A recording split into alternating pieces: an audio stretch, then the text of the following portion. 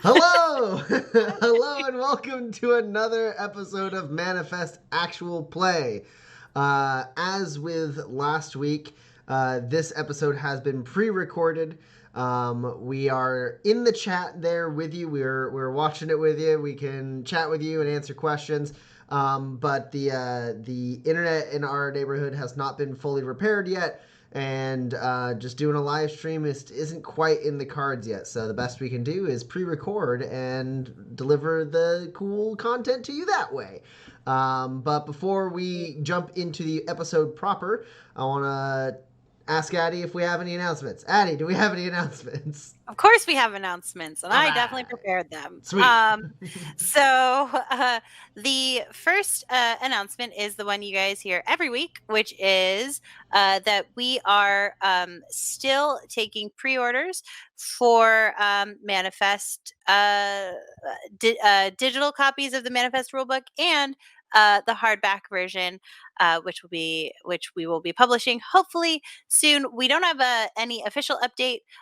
Nothing has changed thus far from our last update, except for that you can still go and order a book if you decide that this game is for you or one of your friends. There's also some cool dice on there and pins, which are still available, though we are running out of supplies. So if you want a cool Manifest pin or dice set, it is still you can still grab some for a limited time. The next thing is speaking of Manifest, because we've been delayed for so long. I don't know. I don't write this out. Aren't they all going to be about Manifest? I mean, come on. No, it could be about something else. It could be I could have, it's Pride Month. I could talk about that. You know, that's know. Fair. There are other events that are happening that could be in the We're so good at this, you guys. I'm gonna go sit in a corner. So anyways, Speaking of Manifest, and the Kickstarter in particular, because we have continuing delays. Tommy and I, aka Waypoint Games, Designs, we've decided to put out a little bit more content for our backers. So starting next week, we'll be putting out little lore snippets that are coming out in our Kickstarter updates that we're going to start doing weekly. There's no additional mechanical material. Because I'm still learning InDesign to put the layout together, so that if nothing else, we can publish digitally if we are continuously delayed. And you're never too old to start learning. So we will be putting out little lore snippets, things that are coming from the book out for available to hopefully inspire you about new aspects of the world. Also, we are going to be putting out some content later in the month for another module to play. So, and that will be for our Kickstarter backers and and those of you on the Discord can find it on the Discord as well. So you should keep an eye out for that. We're going to start doing that because we love you, and and also because you should learn more stuff. We're also still working on the YouTube thing, again, learning. And we're RPG makers. We're not like digital artists and stuff, so we're still learning.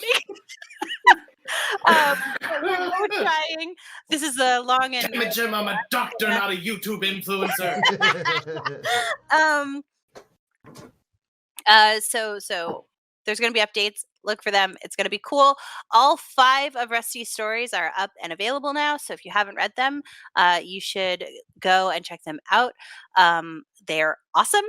And the last thing is you can always follow us on our social media, including here. I guess this is social media. You should hit that notification bell so you know when we go live. Also, Also, if you are an Amazon Prime subscriber, you want to support us, you can do so by hitting that subscribe button and using your complimentary one channel subscription on us. You just got to update it every 30 days. So if you do that, you should check. And that is all for my rambly, very planned announcements that I definitely was planned.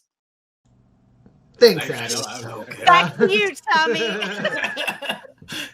All right, so Kinsey, Pax, and Roland have been heading north with the newly formed Riveteers, nomad pack that they rescued from their rivals, the Cloud Cutters.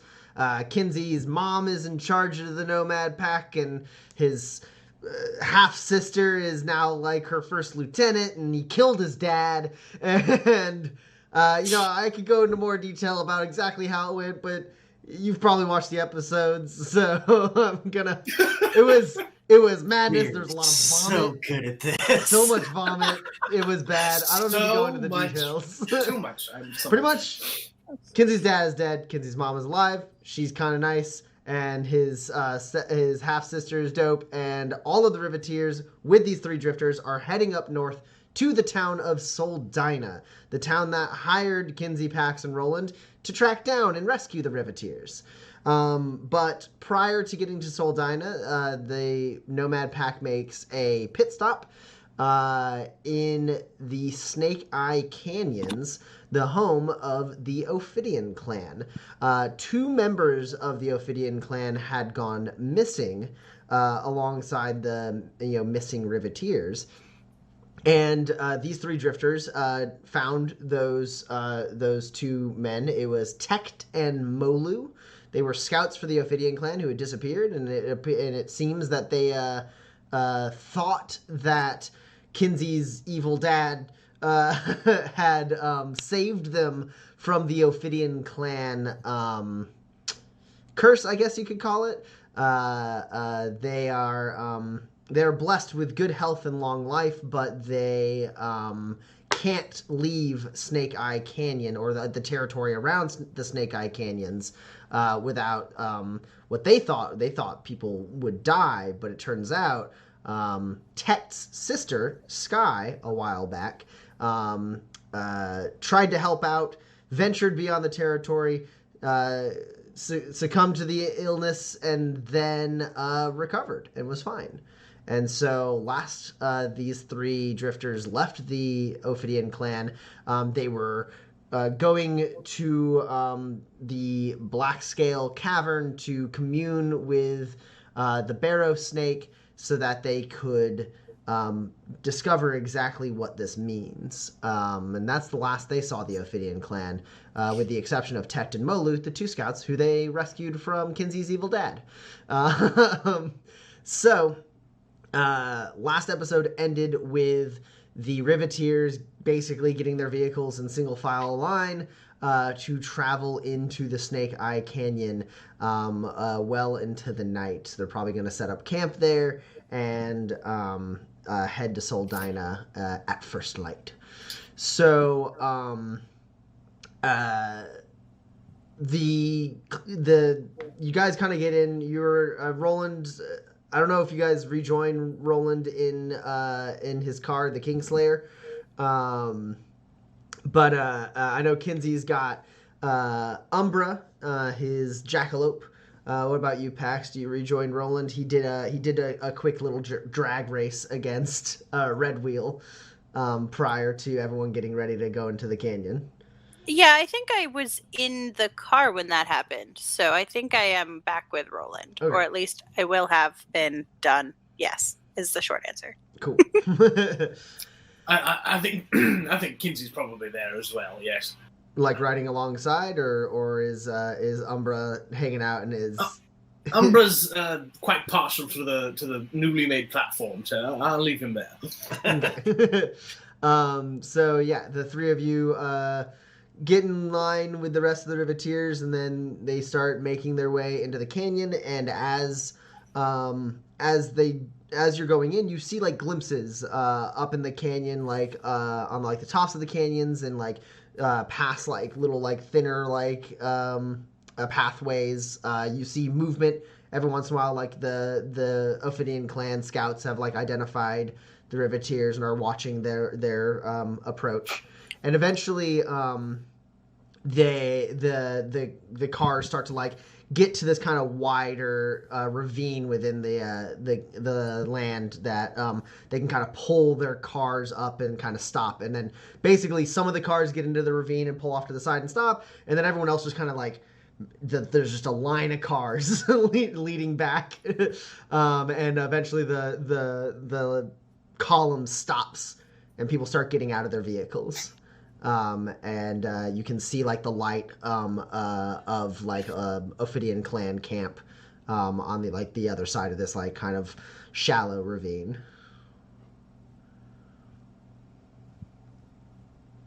Great. Should be. Let's go. I want to go talk to them and find out what's happened, because like there was sort of a lot going on last time we were here. I'm just a very curious person generally. So the three of you get out of the car and start walking towards the torchlight, and you see not like massive crowds, but like groups of like Ophidian clan who have come to like greet the Riveteers. In general, like you can hear already people are like shouting each other's names out and like cheering on. Like the Ophidian clan seems elated to see the Riveteers are back.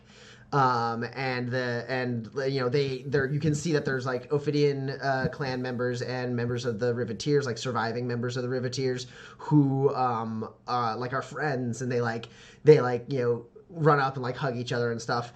And then possibly most notably to you hear Sky's voice shout out. She goes, "Tect!" and like leaps. She's coming into camp on the back of a warkin. She just like leaps off of the warkin, like stumbles and like runs up and like just like grabs her brother in a massive hug, and he like hugs her back. And you also see a little bit off in the distance Apep, the leader of the hunters, walking up, and you see Molu with a couple like Riveteers who peel off, and then Molu walks up to Apep, and Apep looks at Molu, and they do like a little bit of a bow, and then Apep like calmly and softly like pulls him into a hug and like says something to him quietly in his ear. Cool. I don't want to ruin any moments or anything, but like I am very curious as to what the situation is here now. Sure. So I mean, you can seek out. Shesh seems to have made herself relatively available. You do actually notice one thing that's a little strange. As you're making your way towards Shesh, who like kind of makes eye contact with you, Roland, and like smiles and nods at you as you're coming up. You know, the crowds are mingling and cheering, and there's a point where Tusk comes like waltzing in like with a big old like jug of like moonshine on her shoulder, and like slams it down and pops the cork off, and she's like, "We're back!" And everyone's like, she's got like a following of like Ophidian clan people who think she's just the best, and she's like pouring drinks and telling them stories of the fight and stuff like that. She's already starting to like basically hold church there at the campfire. That's my mama. But Shesh like kind of is a little bit removed from everyone else, and as you approach, she like smiles and nods, and you do notice one thing as you walk by Sky, and she's just like talking to Tect, and like Tect is like seems a little concerned, and even from this distance you can tell that Sky looks a little different, not extremely different, but when you met her, like at first you probably place her at like maybe 20 years old, like 19 to 21, like somewhere where like in that age bracket, and now she looks more like she's in her like mid-30s, right?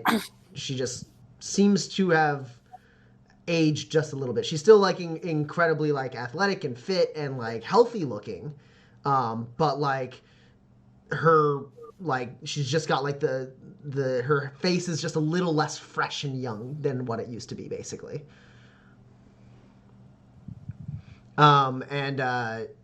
You approach Shesh, and she nods and goes, "Thank you for bringing back our scouts."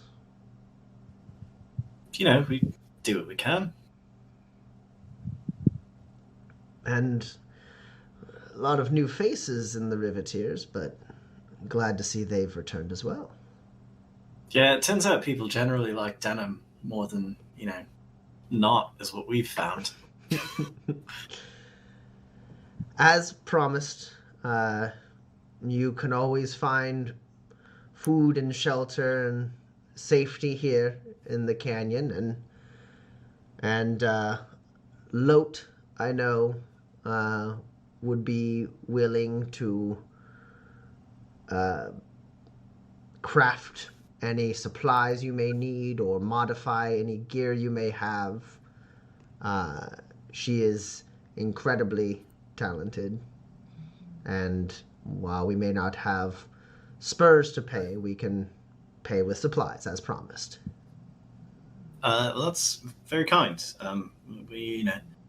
We'll take stock of what we got and, probably take you up on that to some extent. I don't want to be, sort of insensitive to your culture or, the secrets of this place, but I'm extremely curious about what you have learned about the blessing of this land and why you can or can't leave it. Well, it's not entirely clear, but the blessing of the barrow snake appears to be voluntary, counter to what we used to believe. It seems that any member of the Ophidian clan can eschew the blessing and go out into the world.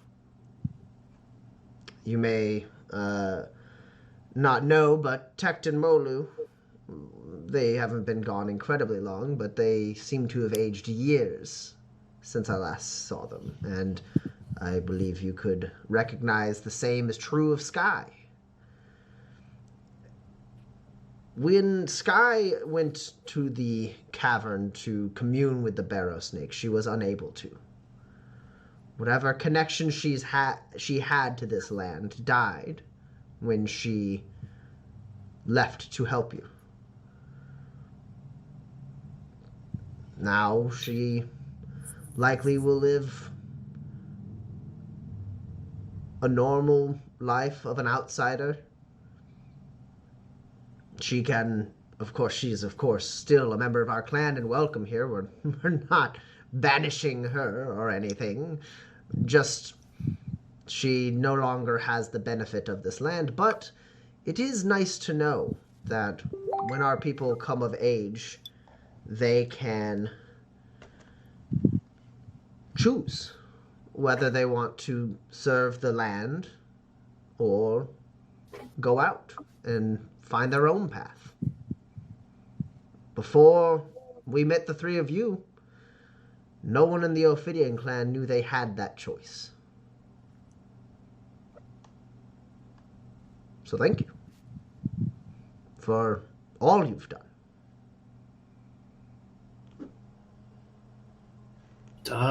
You're welcome, I guess.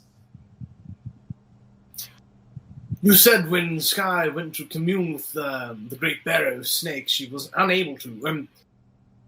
Perhaps this is a little bit out of line, but could you show me the place where you commune with your great snake? I understand if it's kept away from the outsider's view, of course. It is uncommon, unprecedented, in fact, for an outsider to enter the Blackscale Caverns. It's our most sacred place. And yet, the things we've come to understand about this land and who we are as a people, let me consider it. I'll speak with the other elders, and perhaps before you move on with the Riveteers, I'll have an answer for you. I would be very honored. In fact, I'm honored just by your consideration. Thank you so much, Chef. Of course.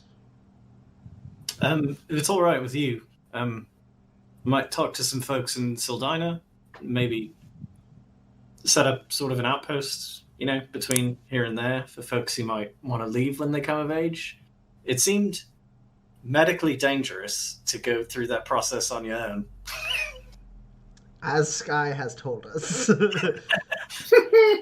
I imagine the process is not for the faint of heart, and it is definitely something no one has decided to do yet, but I've heard that some of our younger, more adventurous folk are considering it. Makes sense. Kids.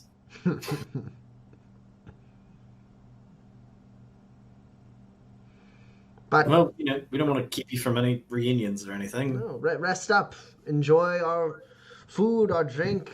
You're welcome guests here, forever and always. It's very kind of you. And she nods and then walks over and gets a cup from somebody with some kind of dark liquor in it, and takes a sip of it and lets out a sigh and just a gentle smile as she watches just the basically the festivities that are just kind of impromptu festivities that are taking place right now. I think Umbra has gotten over his initial fear of the Worken and is starting to kind of taunt them into chasing him around. So every once in a while, there's just a giant jackalope running in the middle of a crowd, and followed by 2 or 3 Worken. Yeah, there's definitely 6 to 8 scouts and hunters who are loving this. They're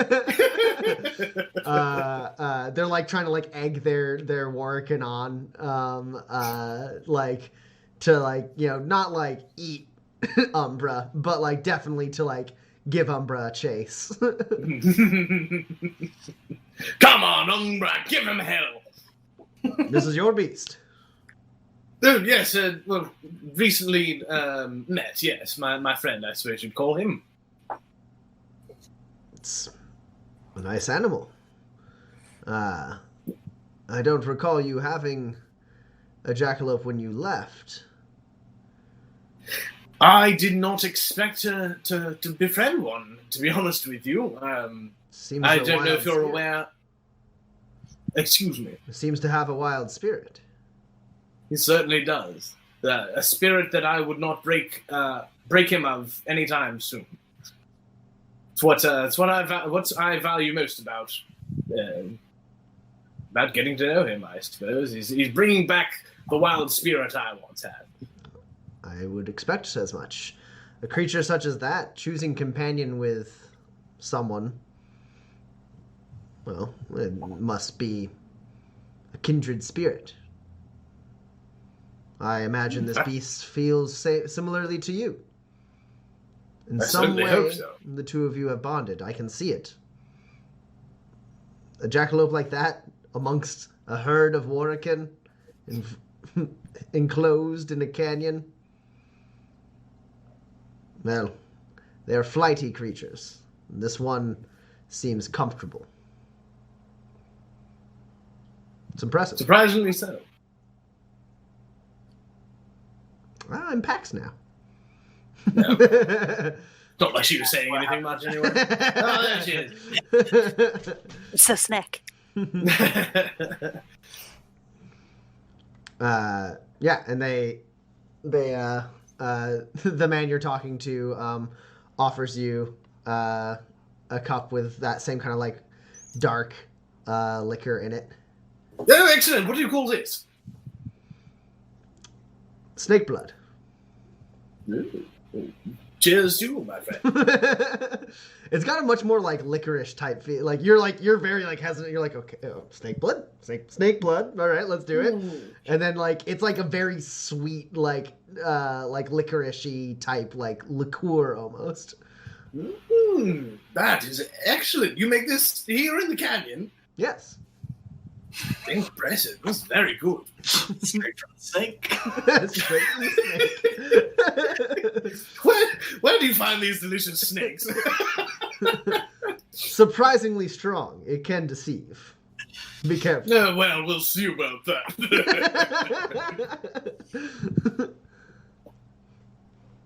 Yeah. Anyone else getting up to anything?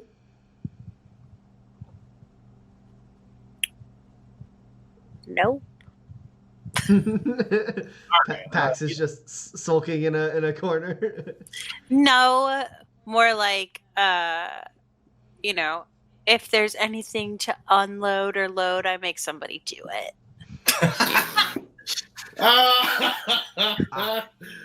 Man, you're gonna get so used to this. You're gonna start bossing us around. Oh, come on. I always could have bossed you around. Yeah. And then, I don't know. Like, feels like Sky's got family now. So, like, we don't have, like, a tragic friendship or anything. Yeah, no, you just have a regular one. Yeah, I don't get that. That's weird. I don't like it. Yeah. Well, if there's no purpose, I'll take a nap, I guess, until, like, dinner. I don't know. I did jump around a lot, so like I'm a little tired. There's food and stuff available right now, and if you don't make yourself incredibly like difficult to find, like Sky will like seek you out, and like at some point when you're like filling a plate with some food, she'll come over and like wrap an arm around you and like kind of a side hug, and be like, "Thank you so much." Oh yeah, you're welcome. Yeah. No. I'm glad that we were able to help you. How's Kinsey after everything? Tech mentioned his father's misdeeds. Oh, I think totally unfazed.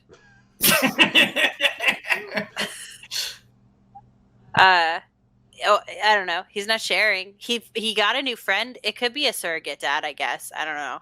It's like the animal. His dad was kind of like the worst. So and his mom is cool. So yes, I had no idea. Why didn't you tell me that Tusk was Kinsey's mother? Fun thing we didn't know. Yeah, Wild. Kinsey was like abandoned as a baby or whatever, and on a homestead's doorstep. I haven't gotten the whole story, but basically, like Tusk, somebody tried to kill Tusk. I think it was his dad, and then like she was like, "Oh no, I'm gonna drop this baby off in the garden, never see it again," and then like pretend to be somebody else, and then that worked for like 30 years, and then the baby like found her, which is so weird because when we were coming into the garden, was like, yo, I don't have a family. Do you have a family? And then he was like, I don't know, maybe. And then it turned out that we met his whole family.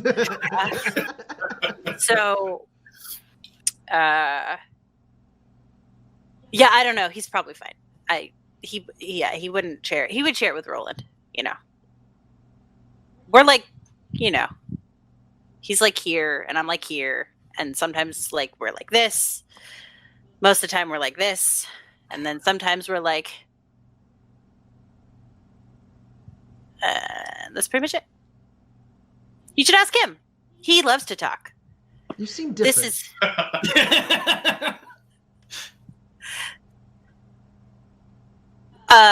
well, no, yes, maybe. I don't know. I didn't have to lie for like a while. And that was nice, I guess. You seem surprisingly energized after such a harrowing experience. Oh yeah, have you ever been? I know that's a dumb question. You've never been a nomad. I have not. No. So Kind of the exact opposite, actually. So I don't know if you've ever seen them like coming, but they travel in like this big pack of like cars and trucks and like motorcycles and helicopters, whatever, vehicles, and then they build stuff to like and like jump to like each other's cards. It's like if you had a bunch of boats but they were on land, and then they just like went really fast. and it's thrilling. Also, every single one of them is like afraid of me, which is really hilarious, and that's always fun because then I don't have to talk to them because Well, the nomad life seems to suit you. You seem refreshed. Happy. Yeah. Well, I mean, it's like a vacation, right? Because like we're gonna go to Sildina, and then they're gonna, I don't know, do they come back through here? Then, well, they're gonna go where they go, and we're gonna go not that way. So we'll just be a nomad pack of 3. 4 if you count. The jackalope. Yeah.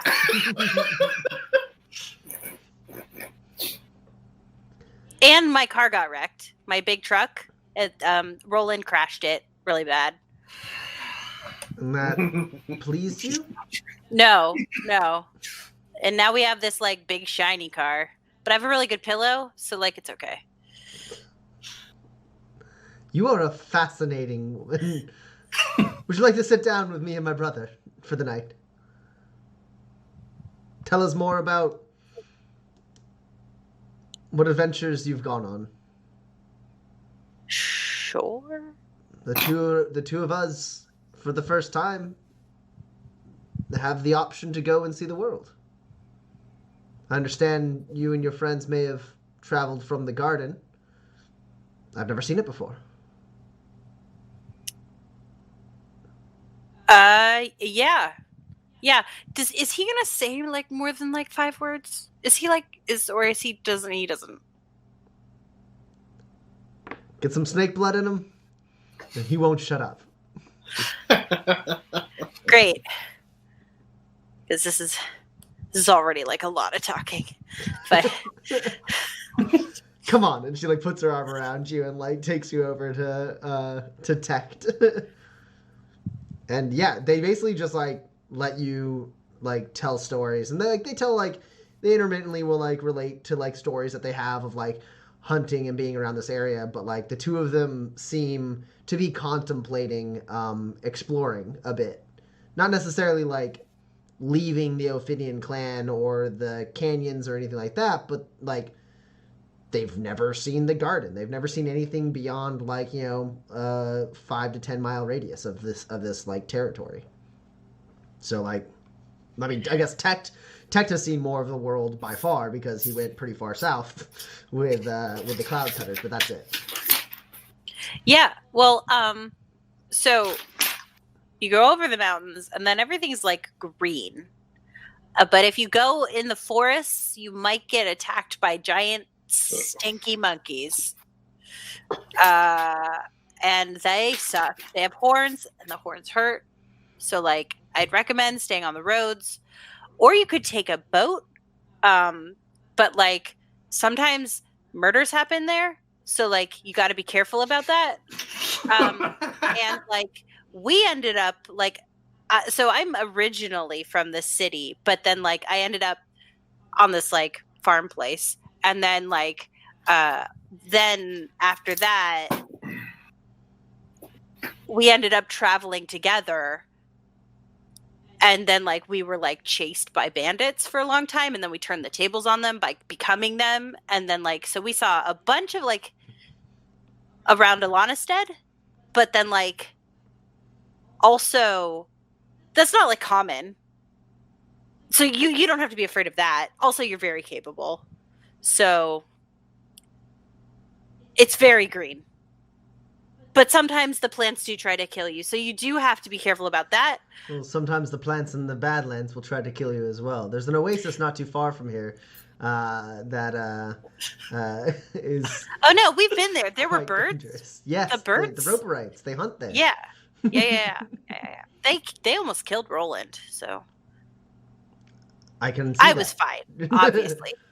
Well, obviously all three of you were fine. So. Well, I mean, no, like Roland was like very, like pretty much, they like had him and were running away, and I had to like snare them. And Kinsey just like stood up top and shot, and then he dropped his gun. And actually, we found a letter in a like on a skeleton there. I should go there. We should deliver that letter.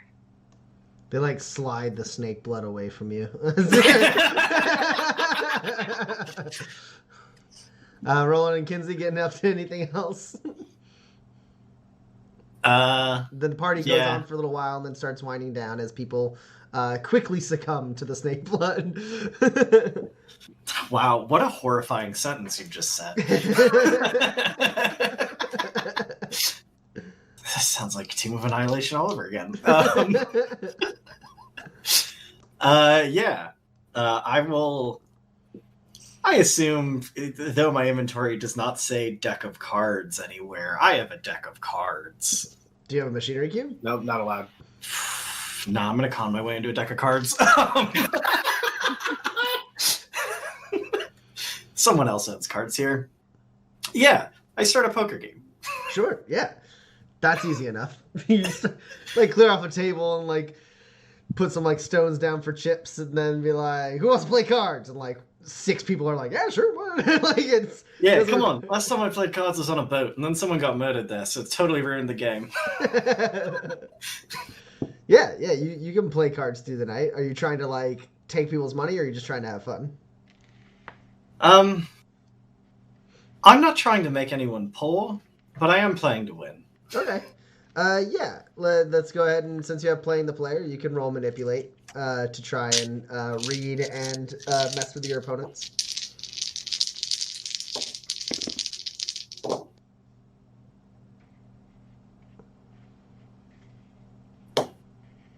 Ooh, it's not a very good roll. Well, you're only up against an 8. I've got a 9.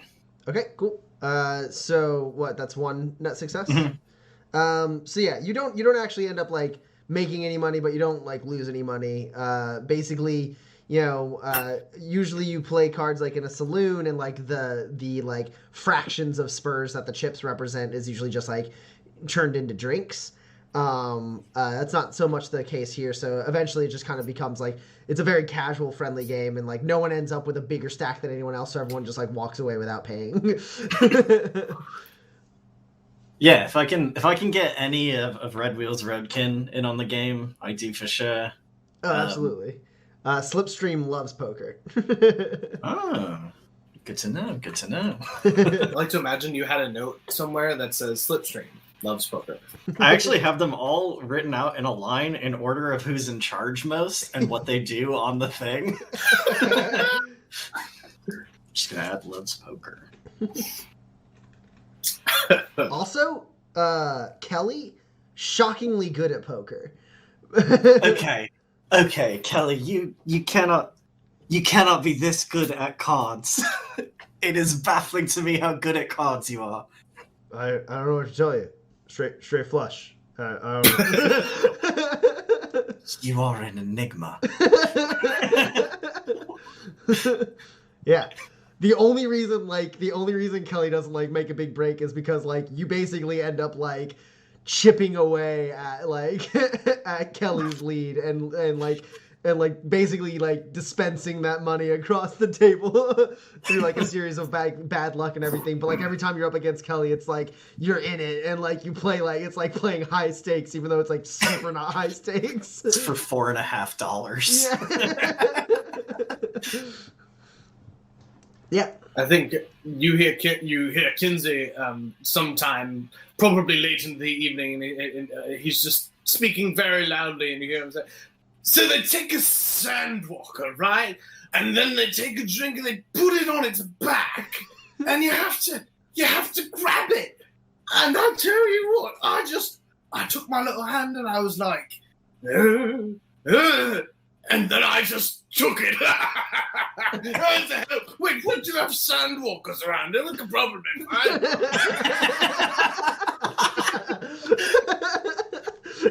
I just imagine Kinsey then wandering off into the canyon and a couple. No, I'll be back. Don't worry. Like they look at each other like, should we? And someone else is like, I think No, he's gonna come back with like a big snake, and it's gonna be his like new uncle or whatever.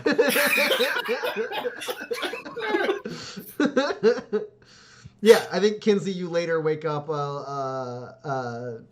like a little bit before sunrise. It's like the night is starting to get just a little bit light. And Umbra is like nudging you. like pulling on like your collar, like grabbing your hat and like throwing it off to the side and like just like bumping you. Come on, we can leave in like an hour. It'll be fine. He like thumps his leg right by your head.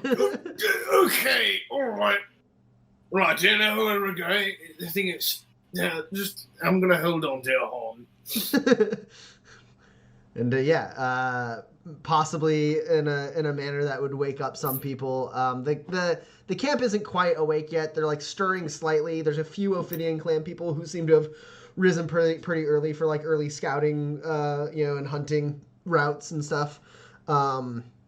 And you see maybe like you wake up a little bit as like some of the like camp is like rustling, but most people are still sleeping. Everyone's being very quiet, and you just like see like Kinsey in like the dim light, like walking, holding onto Umbra's horn.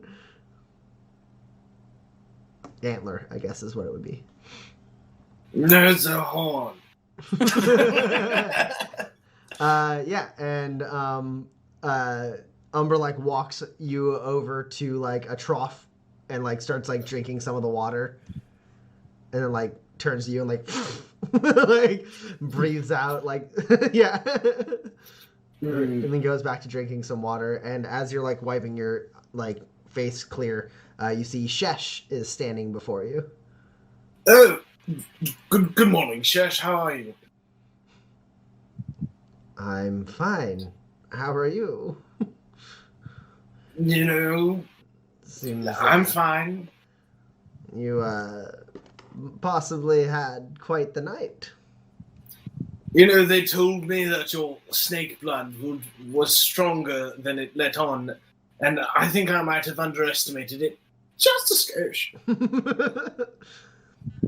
Well, if you're feeling up to it, I've spoken with the other elders. No. And while you are an outsider, the services you've rendered us and your clear affinity for nature, it says like gesturing to Umbra, we would be willing to allow you into the Black Scale Caverns. I'm very honored. Thank you so much. Of course. I hear the Riveteers will be leaving once the sun is fully in the sky. So we have a few hours before then, if you'd like to wash up. Yes, probably should. Perhaps, do you have any coffee? We have tea. Perfect. I prefer it anyway. And she like gestures over to like kind of an open like it's like a tented open kind of like kitchen area where they have like carved into the stonework like shelves with like different like dried meats and tea leaves and spices and stuff like that, or like people are like, you know, it seems like that. I mean, you saw it last night. People will just kind of like go and use that like kind of communal cooking space. And I'll start heading in that direction, but I'll stop for just 1 second and I'll turn. I'll say, Shesh, I can't tell you what this means to me. Well, there's something about you, Kinsey. You don't quite feel like a stranger. I feel the same. Go. And I'll go pour myself the strongest cup of tea I possibly can. There's like another like Ophidian clan person who's like, oh no, this is the stuff you want, man. Yeah. Just grind it in there. Don't take it out. Let it just sit in there. And at the end, if you can stomach it, like just suck on the leaves. It doesn't taste good at all. That's fine. You wouldn't believe the things I've eaten. He like sits there and he's like got an empty cup and he pulls out like a leaf and is like, like weakly like chewing on a leaf and he's like, oh, I'm gonna go later. Yeah, and Roland and Pax, do you guys wake up with the rest of the camp? Yeah, definitely. Cool. Up first. I'm going to try to be up first. Sure. I mean, I'm not up first. So then you definitely saw Kinsey come into camp. It was hilarious. I didn't help. Yeah. I mean, like the Riveteers start like waking up and start packing their things up. There's crates that they're leaving with the Ophidian clan, and crates that they're taking from the Ophidian clan and like loading up, and they're just kind of finishing that. They only sort of kind of started it last night, and so there's a few people who have the misfortune of having to do that this morning. Yep. They're the ones I don't like. And just kidding. I like everybody. Yeah, Roland, probably a little bit after, like shortly after you wake up, as like the rest of the camp as a whole is starting to get up and move. You probably see Kinsey, I don't know, probably like changed into at least some cleaner clothes than the ones he slept out in the canyon in. Clean for Kinsey. Clean for Kinsey. With Shesh and Apep. As Lot seems to be like assisting with the Riveteers, but Apep and Shesh are with Kinsey, and they seem to be like leaving camp. I'm assuming I could have read when Kinsey inquired and Shesh was like, we'll consider it. It was not a, we'll consider allowing your whole party into our most sacred place. It was a, you, Kinsey, alone may see this thing. Yes. It did not seem like they were discussing a group deal. That's what I get for not speaking up. No, that's fine. I'll ask Kinsey about it later, and he'll provide an upsettingly small amount of details, I'm sure. Yeah, I'll go. I do want to talk to Lot about filling up on supplies. Sure. Yeah. So Lot, this massive, imposing, one-eyed woman, maybe in her 60s, but who knows now, right? She's probably like 200 years old. She's like finishing up a conversation with some Riveteers, sees you coming, like says goodbye to them, and like points out a couple crates for them to like move, and then she like makes herself available as you walk up, and she like gives you a little bow and goes, "They know your real name, right, Roland?" Yeah. I sometimes forget. She nods. Same. Roland? Lot, it's good to see you again. We missed you last night. I'm told you're the one to talk about reprovisioning. Yes. How can the Ophidian clan help? So we're doing pretty good on just about everything. We are very low on medical supplies. If you got anything by way of medicine, things like that, just sort of like general first aid stuff, that would be quite a help. And we've got a few projects we're working on that are less important than the dire lack of first aid supplies. But generally anything that can be used to build things, I'm always interested in. Okay. I can get you a crate together before the nomads leave. We definitely... First aid is not hard to come by in Snake Eye Canyon. Technology, perhaps a little harder. Occasionally, the nomads will leave some for us to tinker and add to our supplies. But what little tech we do interact with, we usually use for ourselves. But that's totally fine. That part is not really pressing. If it's a burden at all, don't worry about it. As far as medical remedies, tonics and first aid supplies alike, we have a full stock. Yeah, the first aid supplies are preferable, but I wouldn't say no to a couple tonics if you've got ones you don't mind parting with. Of course. I'll get to work right away. Thank you very much. And she nods again, and then goes off, speaks with another Riveteer really quickly, and then goes into a little cavern, presumably to work on something. Pax, what are you up to? So I made sure that everything that got loaded, that needed to, got loaded, and then how soon are we leaving? Are we leaving without Kinsey? No. Is that okay? I don't know.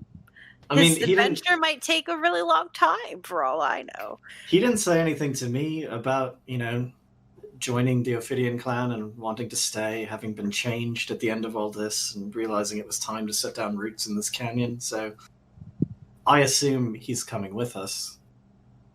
Okay. Great. Then I'll go whenever the time is appropriate before we leave, or when I judge appropriate, so it's probably way too soon. I will go say goodbye to Sky. Okay.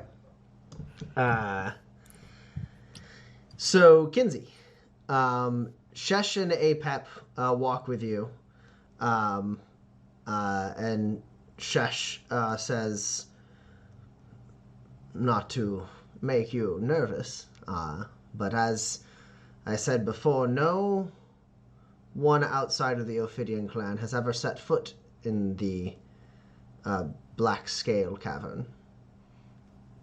We've been here for hundreds of years. As old as memory. Beyond living memory, even for us. And our ancestors came here and sought out the cave, were drawn to it, and were able to commune with the spirit of the barrow snake. Now, we don't know what to expect with an outsider entering, but we trust you will be respectful. Absolutely. Of utmost respect. Is there anything I should avoid doing upon coming upon these cavern? Apep says, don't break anything. Fair enough. I shall endeavor to do my best. No, I won't break. I won't. It'll be fine. Humble yourself before the barrow snake, and perhaps you will be able to commune. I wouldn't be hopeful. Many members in our clan struggle to feel the presence of the barrow snake. The caverns are old and powerful. They are the source of our people, our life. The gifts we are given come from there. Humble yourself and you will be welcome. Thank you. This is quite an honor. And they lead you into this like kind of dark cavern, and instead of lit by like torches, you see basically crystals. They're not like, it's not luminescence, but there is like raw like gems embedded into the lining of like this kind of triangular carved cavern, and they emit like a natural light, most of which is like kind of a blue and a green. Occasionally there's like kind of a warmer yellow or orange gem, but like they create this kind of like dim light that allows you to see the steps that lead down. And as it kind of widens, you start realizing what you may have thought were statues are actually guards that are standing on either side of like every like 15 to 20 feet maybe. There's Ophidian clan members standing with basically like a buckler that kind of has like slots carved into either side of it, kind of making an area where a spear could be stabbed through, and they do have a spear there too. Their bucklers, their spears, these kind of ornate masks they're wearing are all made out of this material that you might maybe be able to recognize, but it's like it's kind of like a dark marble, like a brownish black marble, that has been like kind of painted on like on the carvings to like with like a yellowish reddish yellow type paint in the carvings like that go inside, making this kind of almost snake-like, almost humanoid looking face on the mask. And you also see like kind of like something that almost looks like a Gaurau, but not quite, on like the shield. A Gaurau being like a large lizard-like thing, but this thing is much more snake. But its like head is very Gaurau-esque. It's like kind of like draconic head. And it like winds around their shields, and they're all like standing incredibly perfectly still. Could I make a roll to try and figure out what this material is? Sure. It would be a survival roll. Put you at probably a -3. Sure.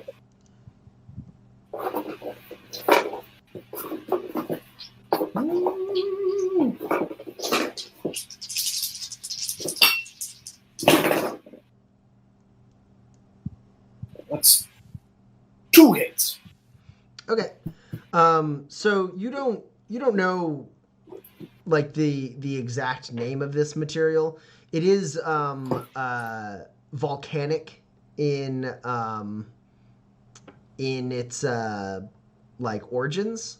You're kind of surprised to see something like this. You've seen similar materials in like the southern Badlands, like it's similar to some ore that is brought out of the like volcanic mountains in the southern Badland regions.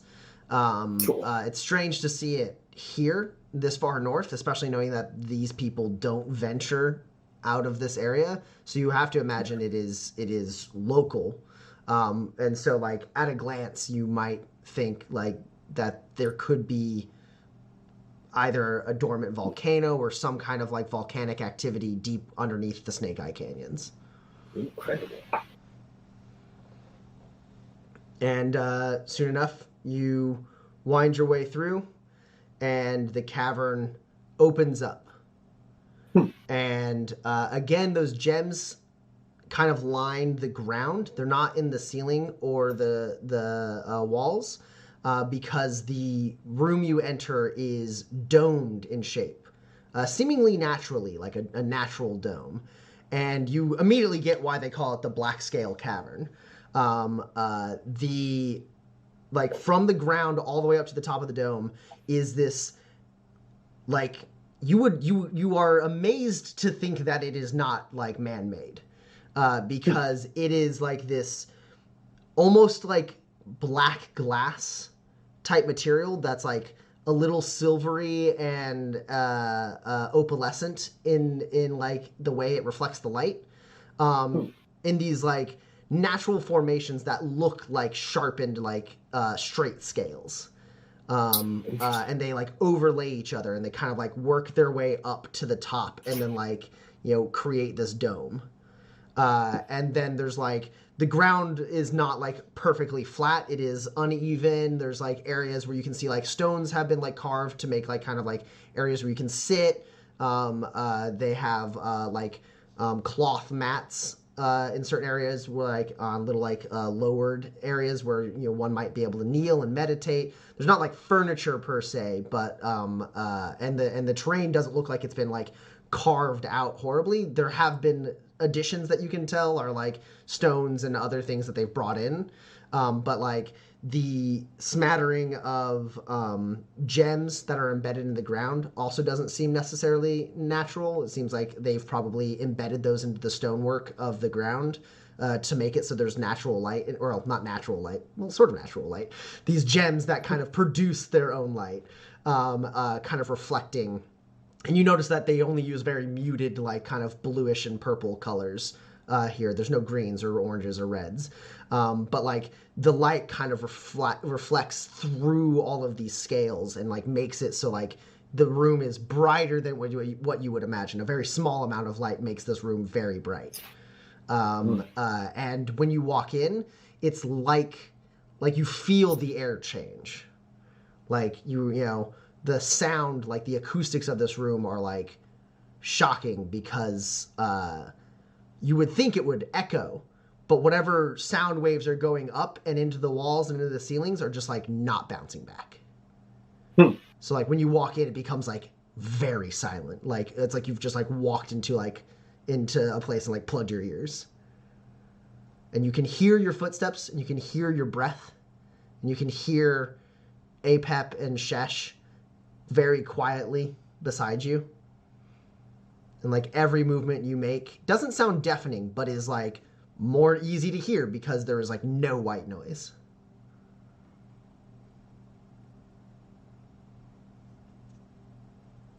And I'll I'll let them lead me in and give them a look, just kind of questioning, do I go to the middle of the room? I won't say it out loud, I'll just kind of indicate with my head. Yeah.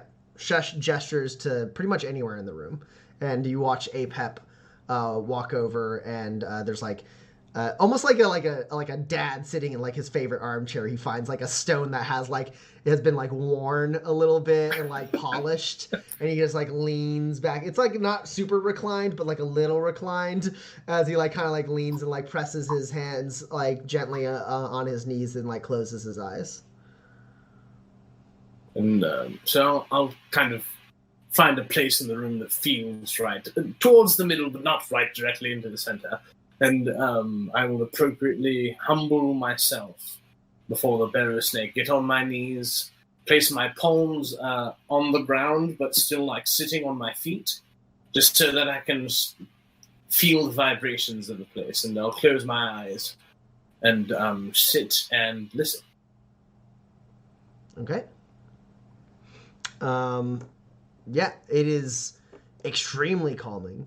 It's extreme. You can tell already, like you can't even remember how long you've been down here. It's a little disorienting, because it's like you basically entered a sensory deprivation chamber, right? Where like as soon as you close your eyes, it's like all you get is like you can like feel the blood pulsing in your veins, like, you know, a little bit elevated from your excitement.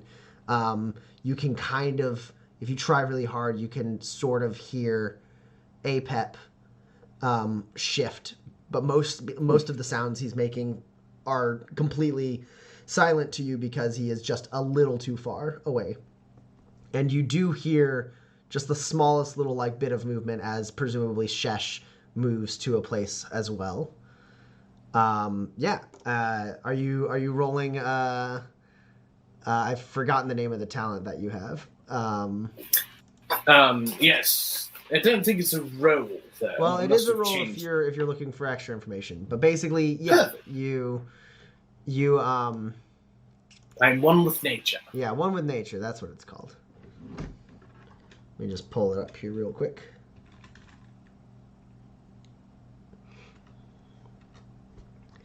Yeah.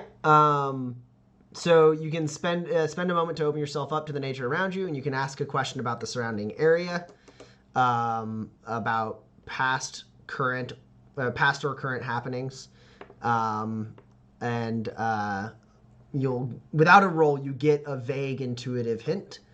But if you want more information, you can roll. But first, you would have to present a question.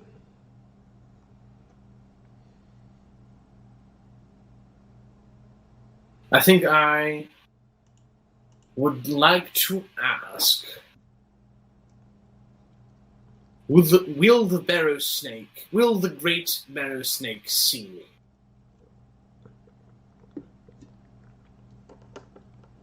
You imagine an entity as ancient and powerful as the barrow snake is not unaware of anything that happens in this cavern.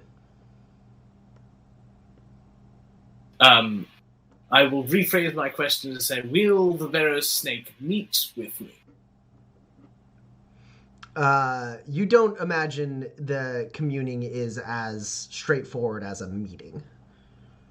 Okay. You feel a presence. That presence is not necessarily like something you can speak with or anything like that. Okay. What does it feel like?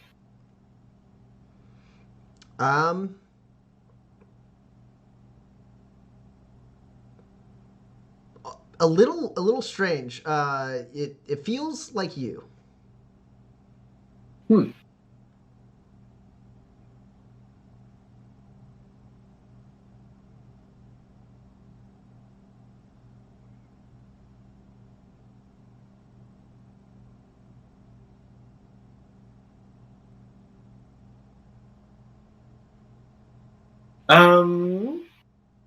I want to figure out how to get more information.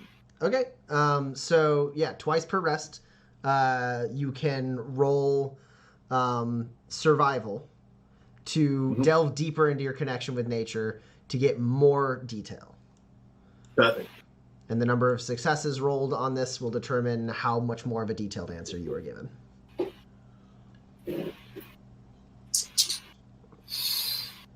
That's what it feels like.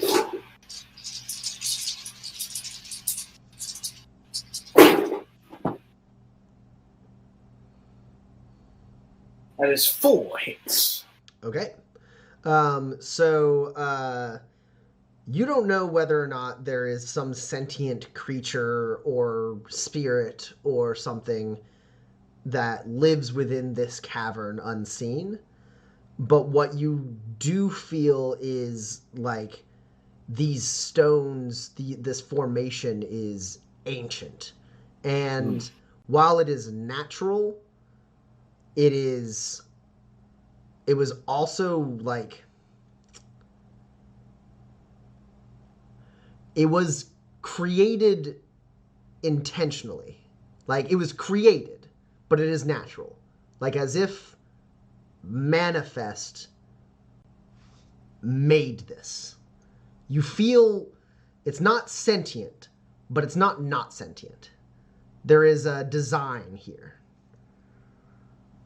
And as you deepen your like connection with it, and like the sound of your breathing kind of fades away, and like your heart rate like settles to the point where you can't hear it anymore, and like your eyes are closed, you've lost track of time, you don't know really anything that's going on around you. You are just like going full Zen mode.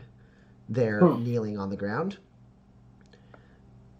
You feel yourself, the presence you felt was you, but almost like a reflection of you as seen through the prism of these scales.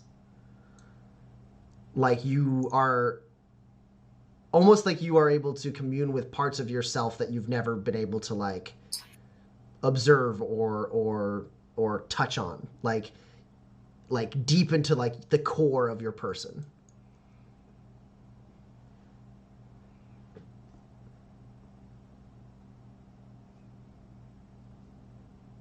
I'd like to. Can I ask how the Ophidians receive their blessing of long age and good health? Sure.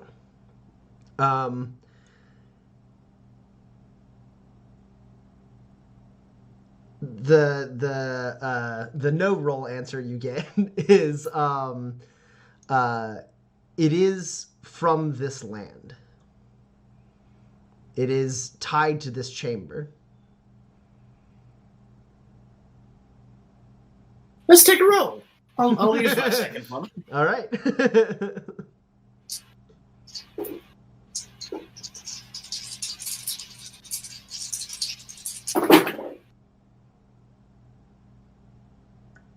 Ooh.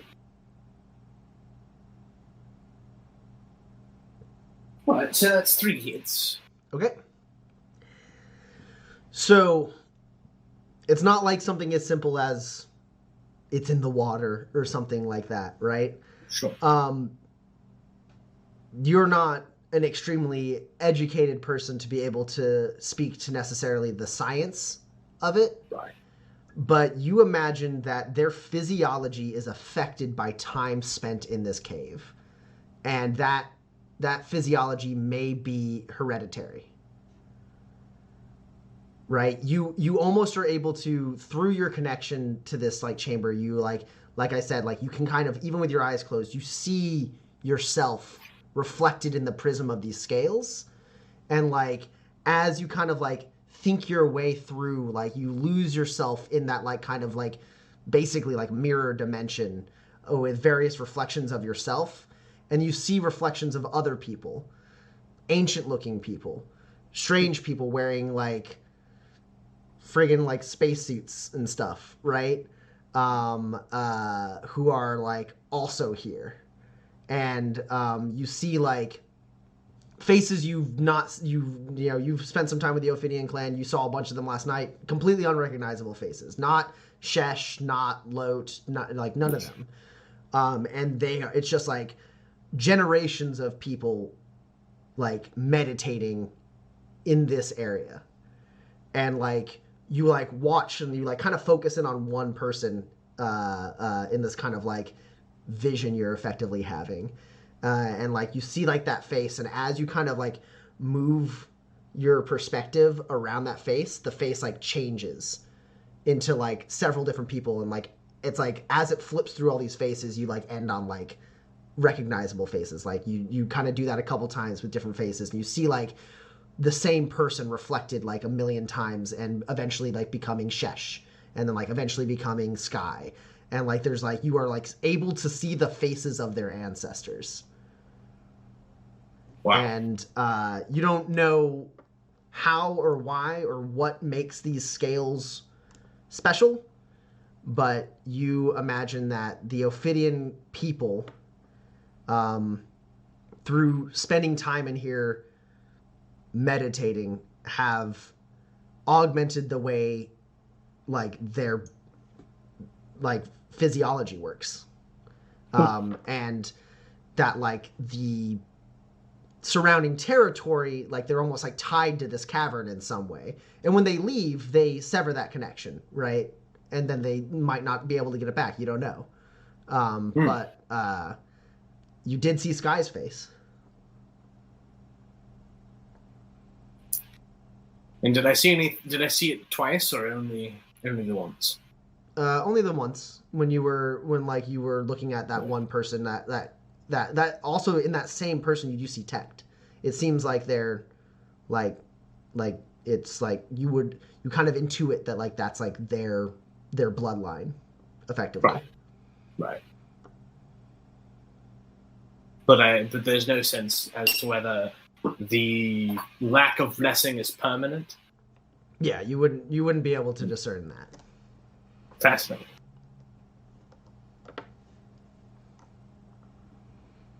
But yeah, you don't see like generations of you or anything like that. Right. You don't necessarily feel like unwelcome, but you also don't feel quite at home. You definitely feel like a visitor. Right. And you would imagine that like should you want to gain the blessing of the Ophidian clan, it wouldn't be for you. It would be for your descendants. And the work would start now with what you're doing. Right. Fascinating. As I see these things, I'm going to just kind of slowly stand up and walk around. I think I am actually walking and trying to look at the faces, but I have my eyes closed. I think once the vision gets back to me, I'll open my eyes. And I'll say out loud, as cheesy as it is, I understand.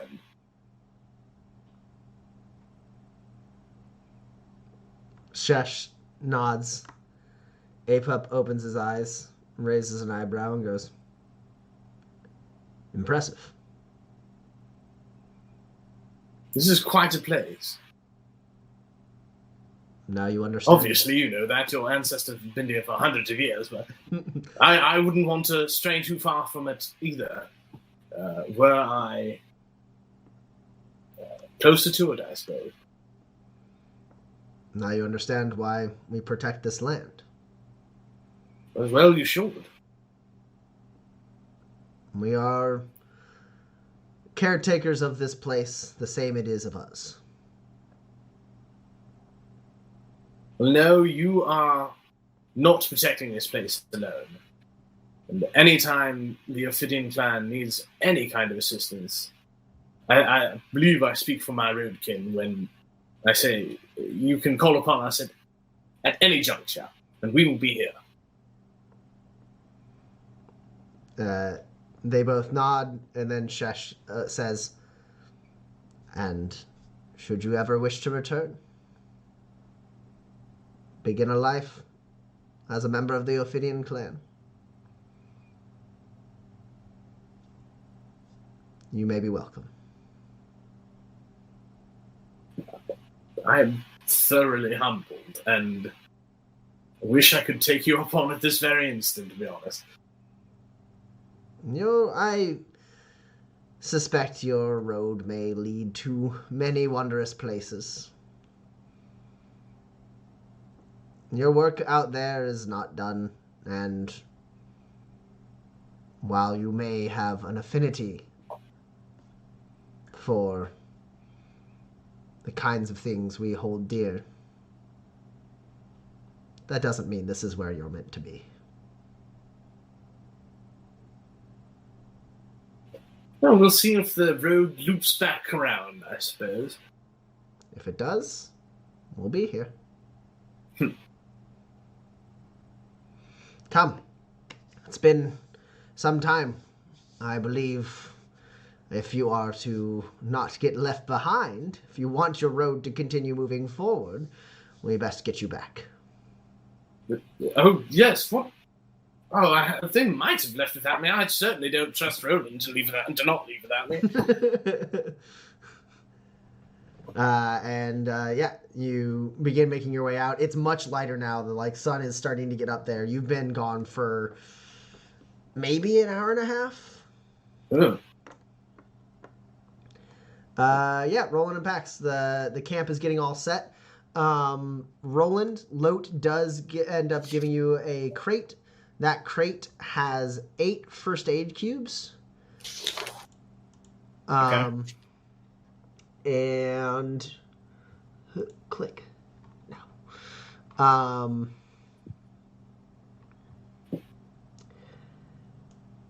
2 high quality tier 2 tonics that heal 6 hit points.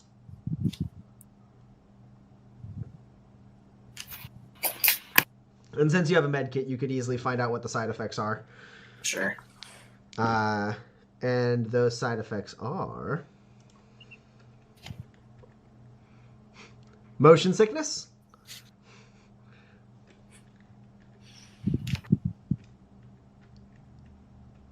and thin blood. Is that one of them has motion sickness and the other has thin blood, or they both have? They both have. They're tier 2 tonics, so they have the. Okay, cool.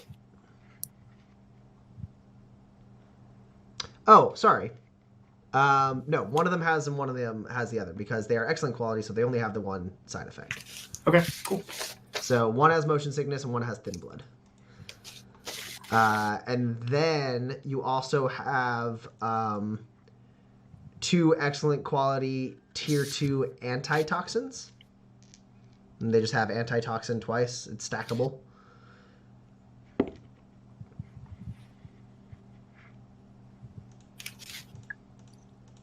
And that side effect is mute.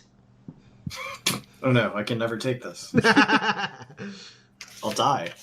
So one of them has mute, and the other one has gut rot. That's hilarious. That seems bad. You vomit out all the poison. No, that's not what gut rot does. Gut rot makes you take 3 damage if you don't spend a grit. Okay. So if you're grit, gut rot's nothing. If you're gritty, gut rot's fine. You bleed out all the poison. But otherwise, yeah, it's 3 damage. And then it also has a tier 1 +1 to muscle skills. And that one's excellent quality, so it has no side effects.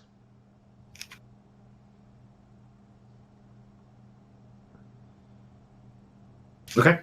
The rest of these are just +1 to skill groups. +1 to muscle skill, +1 to finesse skills, and then there's one that's +1 to durability skills.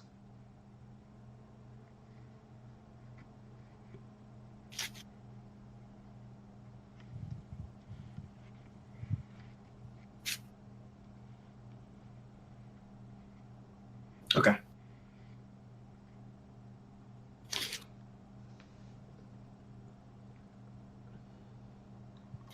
And that's what's in that crate. Great. This is a great crate. She goes, I hope it's enough. Yes, this is enough. This is so far beyond enough.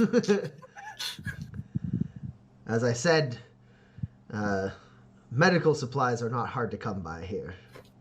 Thank you very much. We go through a lot of them. I believe it. Yeah, bird almost got me once. That was bad. You should try doing more cardio. I don't know. I don't know if it would work.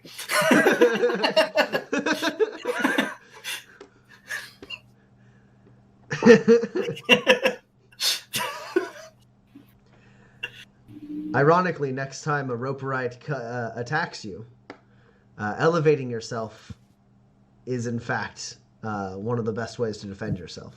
They're not good climbers. You know what my real mistake was not being able to run away from them before they were near me. Oh. Okay.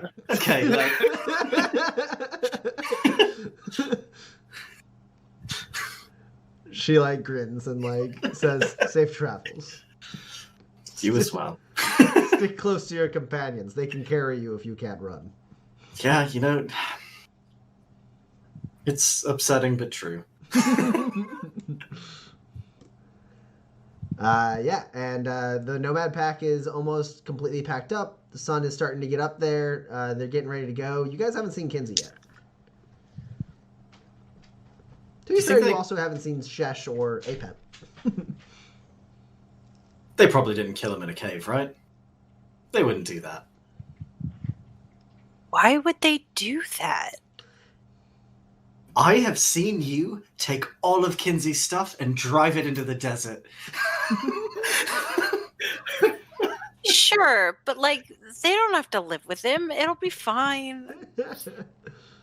Yeah, no, I'm just thinking out loud. No, his rabbit is here somewhere. If the rabbit's here, Kinsey's here. Yeah, Umbra's there. Umbra doesn't seem worried. See? Well, if the rabbit's not worried, I'm not worried. You're not worried, right? Yeah, like it's like camera pans over and it's like right next to your conversation, like Umbra's just looking at you. The ear just kind of goes like flop. See? Not worried at all. Hey, you could kill a big bird, right? Oh, you asking Umbra? Yeah. Umbra like leans into you, and then you realize he's like nuzzling at where you got some like food packed, and he's trying to get at it. Okay, I understand. It's a transaction. Yeah.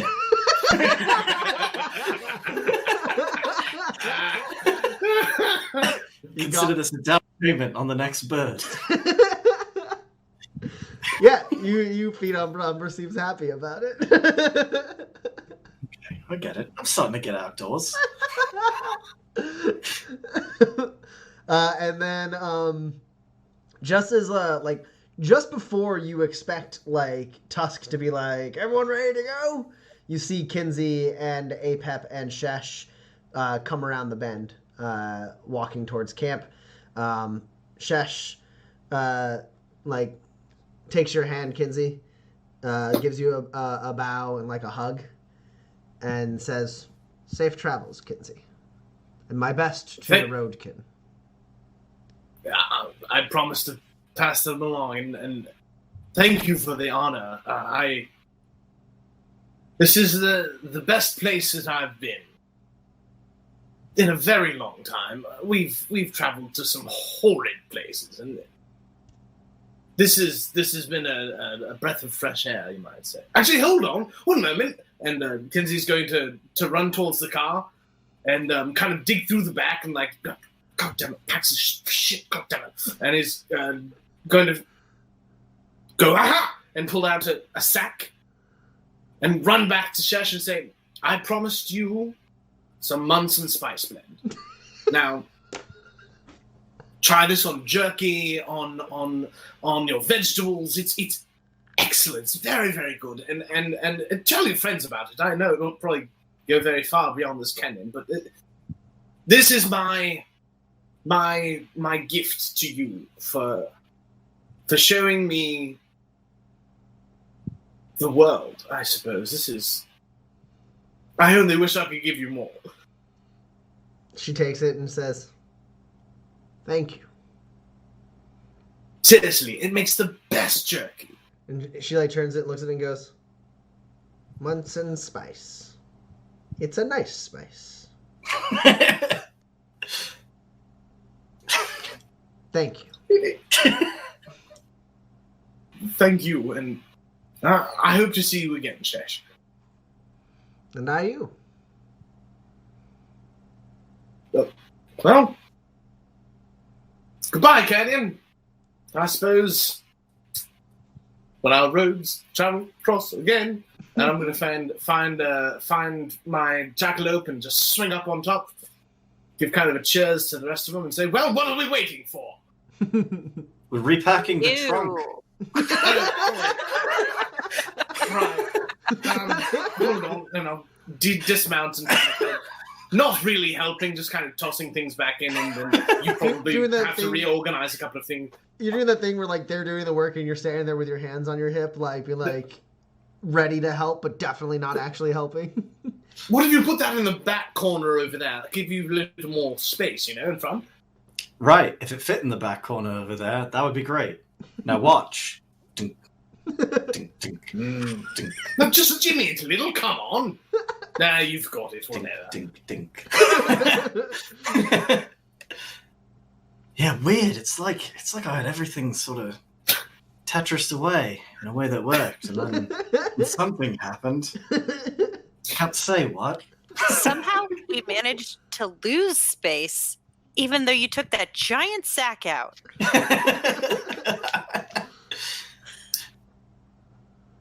I think there should just be more storage space in the trunk.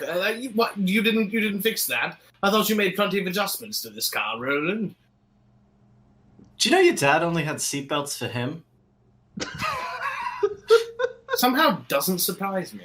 Yeah, so I had to get more seatbelts, and I thought that might be more important than expanding the sizable trunk space. Little did you know we would come to this point, eh? Yeah, fuck me, I guess.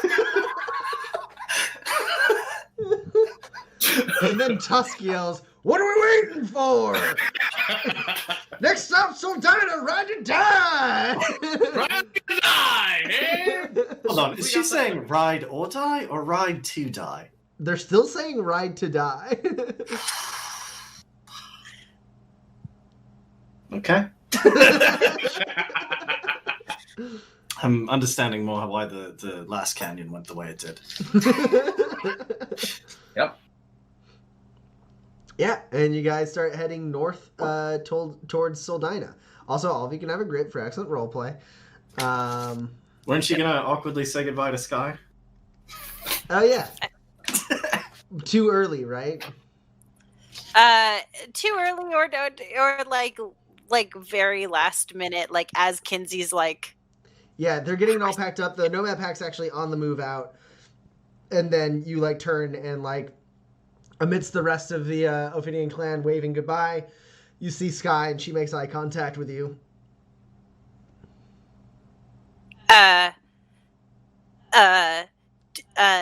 Don't go anywhere. I, like, say to Roland as I'm, like, in the front seat with my pillow, like, we're about to go. I, like, hop out of the car, and I run over to Sky. Hey, you're great. And I'll miss you. And I like give her a kiss on the lips, and then I like run away. And get in the car. I'm like, fucking go. Oh, middle school. Yeah. Roland and Kinsey, if you're watching, like, she's just kind of like a little like shocked, and then she like kind of like looks a little bit, and Tech is right next to her, and he's got his like eyebrows raised, and he gives her a huge elbow on like the shoulder, like, yeah. And she's like, hey, nah, and, like, he's like teasing her, and she's like, shut up. Yes, these two immortal 30-year-olds reduced to 12-year-olds by a surprise kiss from Pax. And then, No, seriously, go faster. I mean, I can go faster if you want to go faster. What are you waiting for? We've got the seatbelts. Sort of, and I shift dramatically and go faster. Yeah, go ahead and roll a drive test. You don't have the terrain mods because of it being a hover car, but beyond just like the rough terrain, it's extremely cramped. You are now trying to cut in line of like an organized exodus. Yeah. So we'll put it at a -3. Speed or handling? Handling, for sure. Okay.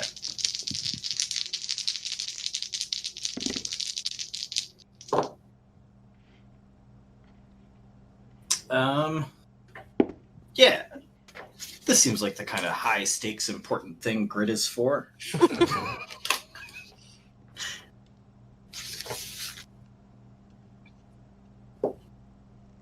I've got 3 hits. What's your highest? 12. Oh, mine's an 11. So is that one net success? Yeah. Okay. Yeah. So you just kick it on and vroom, and then like you see like running behind the car Umbra like trying to keep up, and like as you weave through a couple cars, like Umbra jumps onto those cars and jumps off of them. You're like, ah! And, like people are like they're like leaning out and like shouting at you, and then like one person you drive by is like, ride and die.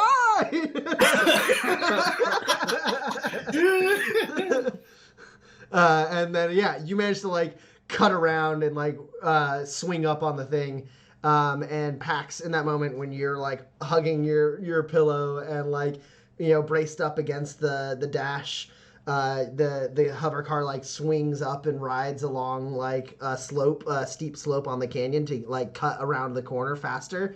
You glance, and at a distance you see a blushing Sky like make kind of eye contact with you as her like hand is up in like a wave, and then she goes out of sight.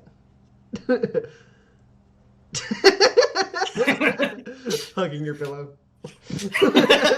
little awkward wave. Yeah. And then you cut around the corner, and then you have to stop. Like you get out of the line of sight. It's like very dramatic, like flying away from Sky, and then as soon as you get around the corner, it's like gridlock. Oh no. And you come to a stop, and then there's like a poof on the back of the car as Umbra like you stop, and Umbra's not ready for it, so he just like jumps off the back of the car, like kicking the back of the car and like landing next to it, and then like comes up to the side, looks at you, and then just starts bounding ahead. Remember our deal. A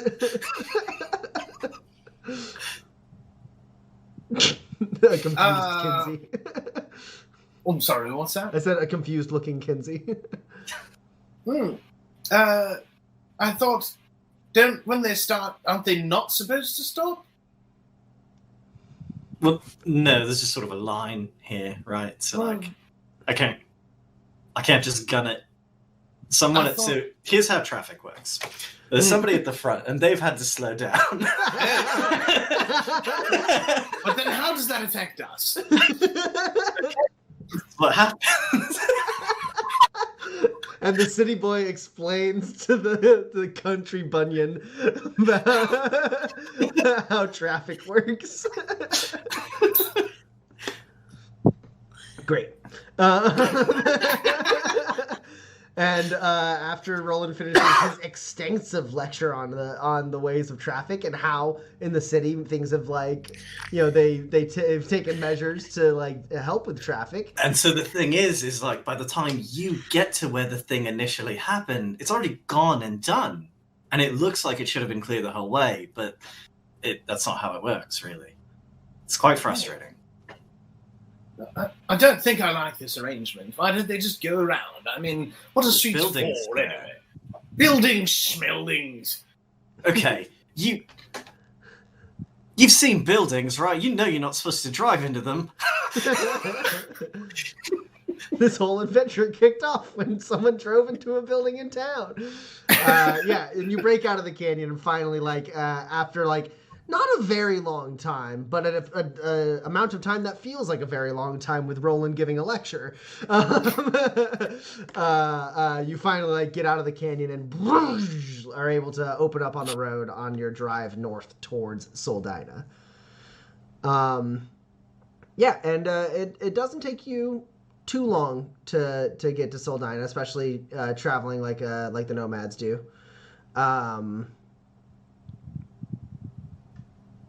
I don't think we do a shoot the shit. I think Pax is sleeping. Kinsey, you had a very spiritual moment in a cave, but you are still a bit hungover. It's starting to get back to you. Now that you're in the car, you're like, oh no. The drive is quick and uneventful as Soldina eventually crests over the horizon and fast approaches.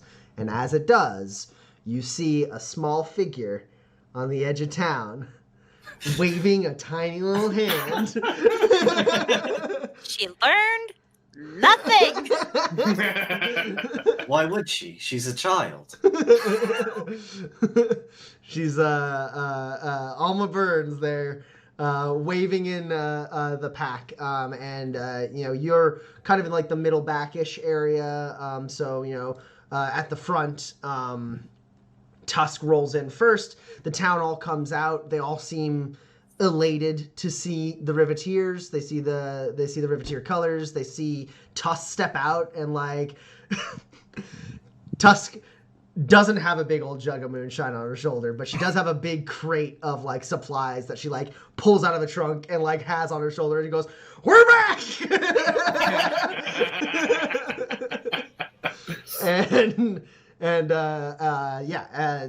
There's like a little less of a personal like exchange with a lot of people. It's not like old friends getting together, more like people rushing out and being like thankful that they can like sell their goods and have transit and all that. And a lot of the basically like the Tusk's war wagon and then a few of the supply cars pull into town, kind of blocking up the intersection around the LRC tower, and then the rest of the Nomad pack effectively makes rounds the wagons around the town, like making like a barrier. Not like a extremely intense barrier, but they just basically like all pull their cars. They want to around. park nearby. Yeah, and they're on the outside of that like kind of trench that surrounds the town. They all kind of like park around it, basically surrounding the town with vehicles. And then they all get out, and they a couple of them like go straight to the saloon. By a couple, I mean a significant amount of them go straight to the saloon. A few like wander the town. A couple of them seem to be doing maintenance on the vehicles, refueling, stuff like that. Also, speaking of refueling, Roland, I need you to roll a fuel test for me. No. No, as in you Goodbye, fuel. Yeah. This hover muscle car you've made is very cool. Not entirely energy efficient. Why would it be? That's not how you go fast. You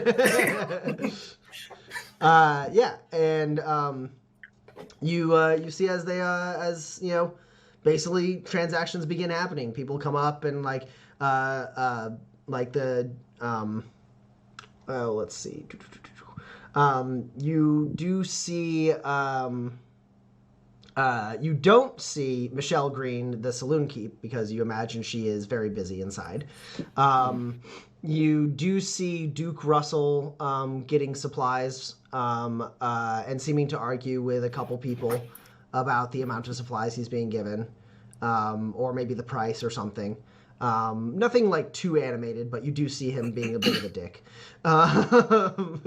The stable master has come out, and his daughter Sarah seems to have kind of wrangled Alma Burns so that she's not like running completely amok. But you also notice that Alma is not alone. You see another young girl kind of walking around with Alma a little sheepishly in the shadow of Sarah Lyman, the stable master's daughter. And that person is... I have the name, I swear. A likely story.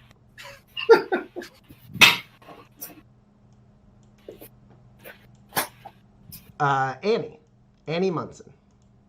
Annie! Oh my god, that's so fun. You could have just asked me because I just looked at those people's names.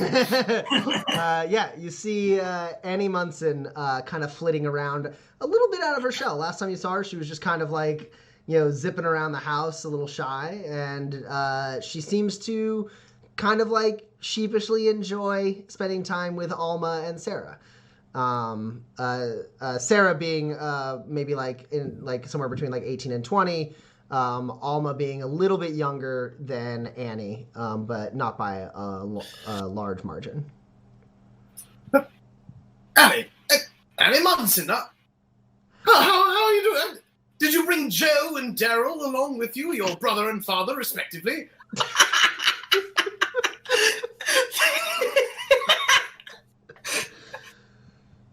she like goes, Mr. Charlotte, yes, Pa's down at the general store, and I don't know where Joe is. He might maybe be. I don't know where Joe is. I'm sure we'll find him and catch up. It's very good to see you, Abby. Okay, and then she like rushes off. Yeah, and you don't see Daryl or Joe immediately, but you could attempt to try and find them if you want to roll like an observe test to look around town. Yeah, sure, why not?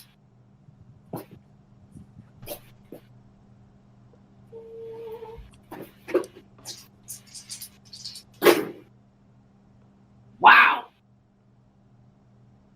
I think suffice to say, I certainly do not find him, because I rolled 3 dice and rolled 3 natural 20s. Oh no, you're blind! You die. You die. You follow. You are afflicted by the Ophidian curse. No. I was blessed. I don't believe it. Yeah. Okay. I And it's should have funny, just skipped the because, roll. like, I didn't have to you do always it. ask for a roll when you're like, I can think of an interesting fail case for this, and I was like, yeah, maybe I don't know, I'll just have a roll, and then it's like, what is it if it's really bad? Pretty low stakes. So what happens instead? You're trying to find the Munsons, effectively. Sorry, just really quick. Can anybody else? Okay, never mind. Nope. There's a really annoying sound Yeah. that just lowered in volume.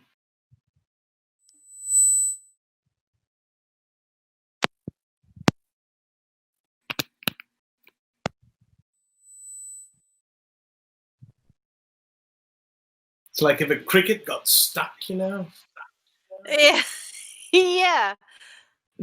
Huh.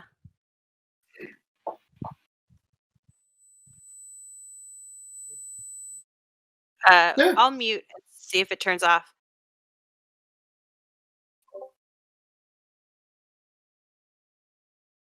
Yeah.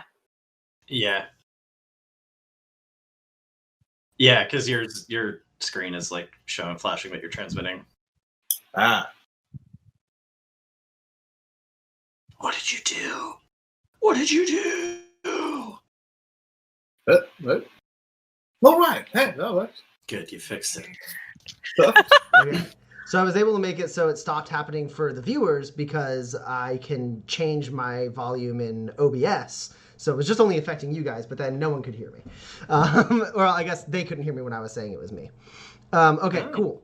But I guess refreshing me just fixed it. Anywho, Kinsey, this loud ringing sound happens to your ear now. Like, you've got to just fall in the trench real bad, right? No, so what happens, Kinsey, is you're looking around the crowd trying to find the Munsons. You're really excited.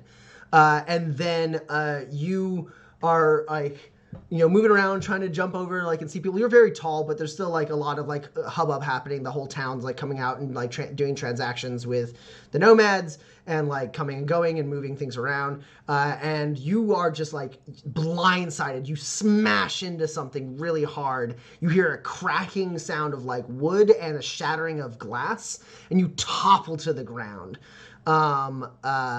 You will go ahead and take 2 damage directly to your hit points.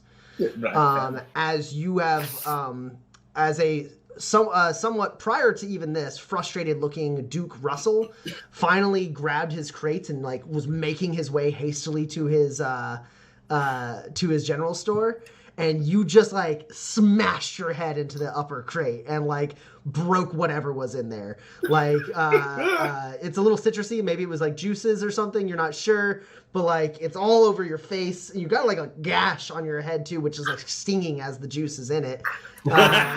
And all you hear is, "What the hell?" And he like sets the crate down and like grabs you by like the collar and lifts you up, Kinsey. And he goes, You better watch where you're going, partner.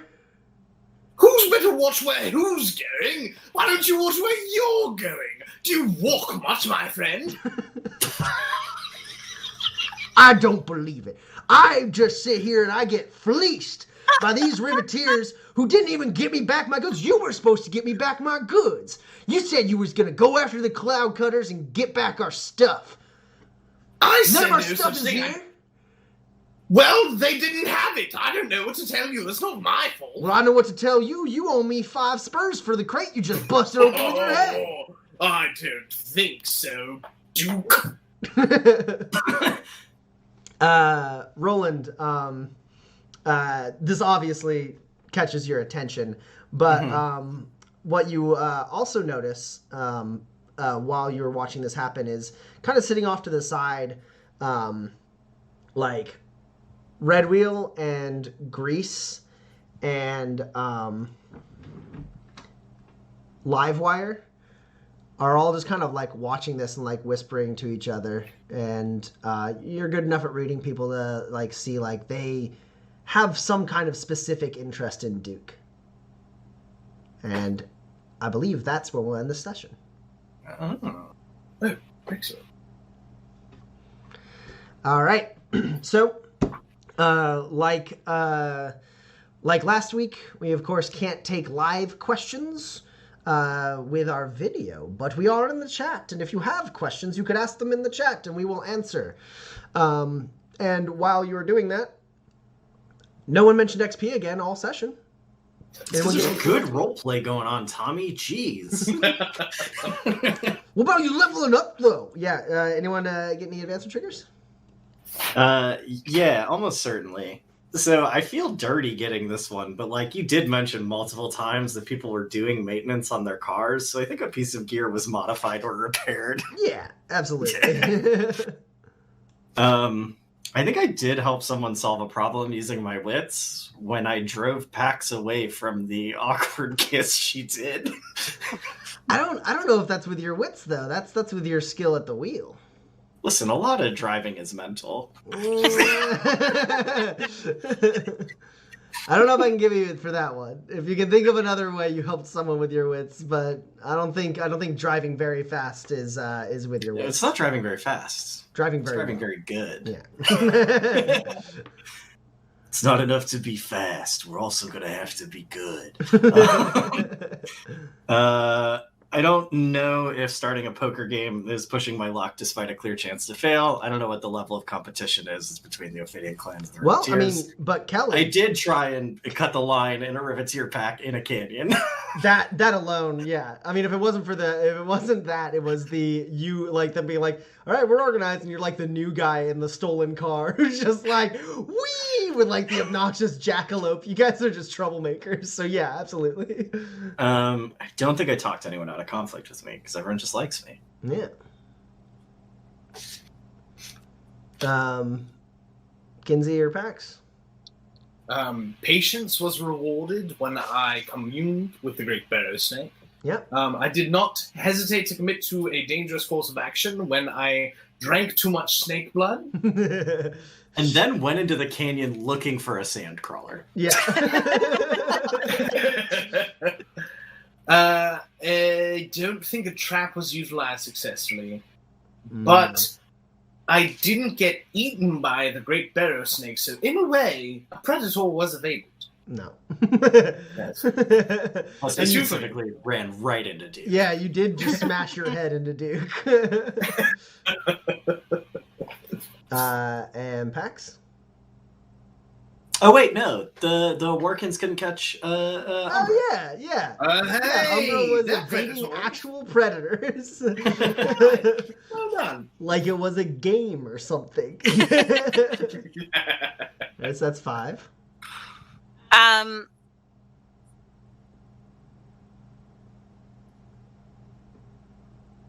Umbra was threatened with violence from the Workin? Well, Kinsey was threatened with violence just now by Duke, so... I mean, he didn't actually threaten violence. He just, like, smashed his head with a crate by accident. He He yanked him up off the ground and, like, shoved him. Yeah. Okay, all right. I'll take it. Yeah. You're a I big wish guy, the scene Kinsey. had- Duke is huge. He's like about as tall as you, maybe just a little bit shorter, but his shoulders are way wider. Whatever, he's not scary. I'm He's gonna like take built it. like a linebacker. An open fight is avoided through underhanded means. I don't think that happened. No. I take something I want but don't deserve. I didn't take anything. You stole a kiss. I stole a kiss, but did You I kinda- not It's deserve really deserve sad though if she didn't deserve no, you it. deserve it. You deserve it. it? And then I put myself in harm's way for no reason to protect others. No. Yeah. So 1. 6. 6 is the total XP. So what are we at? 260, which I believe is 1 XP away from leveling up. We are at 15.